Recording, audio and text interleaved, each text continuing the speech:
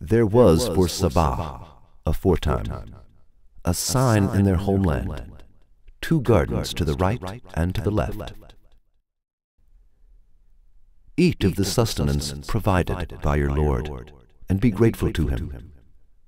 A territory fair and happy, and a Lord oft forgiving. But they turned away from Allah, and we sent against them the flood, released from the dams, and we converted their 2 garden rows into gardens, producing bitter fruit and tamarisks, and some few stunted lote trees. That was the requital we gave them because they ungratefully rejected faith. And never do we give such requital except to such as are ungrateful rejectors. In the Quran, there is a reference to the people of Sabah and the calamity of flood that befell them because of their ungratefulness. There is even a detailed explanation about the occurrence of this calamity. Since the calamity that was sent to the people of Sabah is mentioned as Sayl al-Arim, which means the flood of Arim. This expression of the Quran also gives clues about the way this flood occurred. The meaning of the word Arim is a dam or barrage. The phrase Sayl al-Arim means the flood that takes place as a result of the collapsing of the dam wall. Now let us see how the news about the people of Sabah, of which was informed by the Quran, has been proved by historians with the records of history.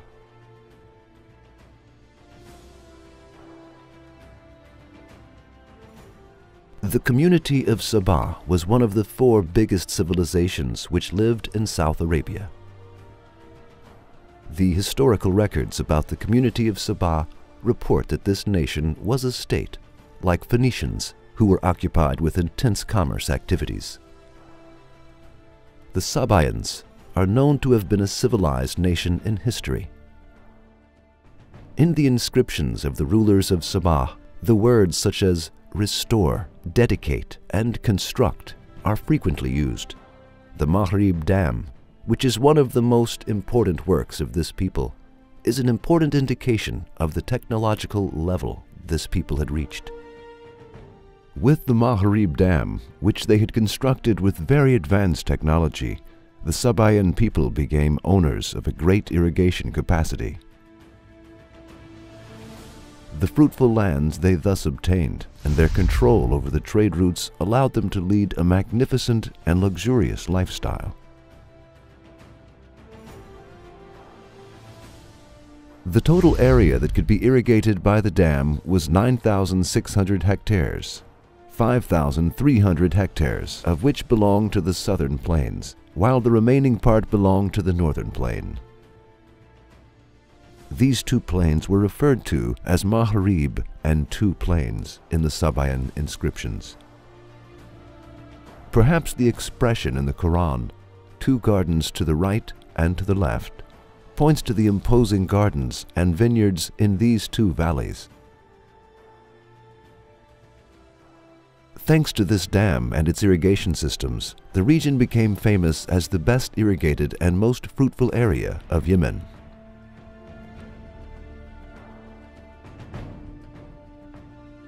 The Frenchman J. Holvey and the Austrian Glaser proved from written documents that the Maghrib Dam existed since ancient times.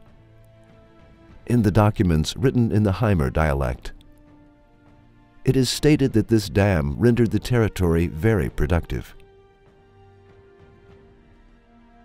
After the collapse of the dam wall, all of the country was inundated by the flood.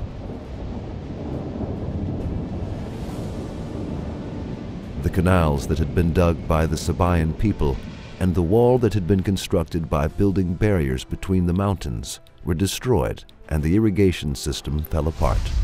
As a result, the territory, which was like a garden before, turned into a place where weeds grew, and there was no fruit left but the cherry-like fruit of little stumpy trees.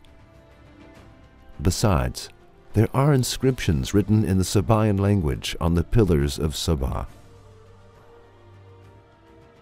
The Christian archaeologist Werner Keller states the following in his book called The Holy Book Was Right. Undai Bibli hat doch recht. The flood of Arim occurred as it was described in the Quran.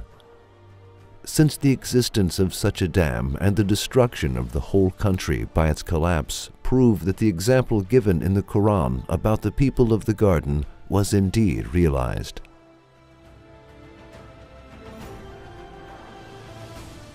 Now we want to attract attention to the following points. 1. The Quran mentions the people of Sabah, and historians accept it. 2. The Quran states that the people of Sabah lived in a beautiful city with green vineyards, gardens, and orchards, and historians accept it. 3. The Quran mentions a big dam in that city, and historians accept that. 4. The Quran states that the dam irrigated 2 gardens, and historians accept it. 5. The Quran mentions the calamity of flood that took place as a result of the collapsing of the dam wall, and historians accept it. 6.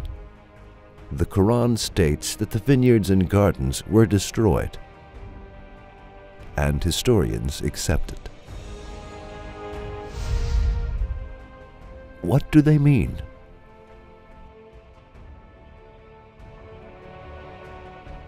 Yes, by accepting all of the news stated by the Quran, historians actually accept that the Quran is the Book of Allah. Because it is impossible for an illiterate person to discover them all on his own and inform people about them.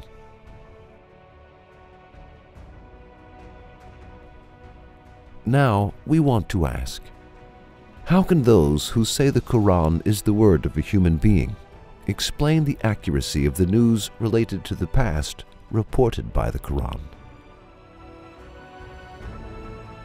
While the Quran expresses loudly like a thunder that it is the book of Allah with the news it gives about the past, how can their voice, which is like the buzz of a mosquito, silence it?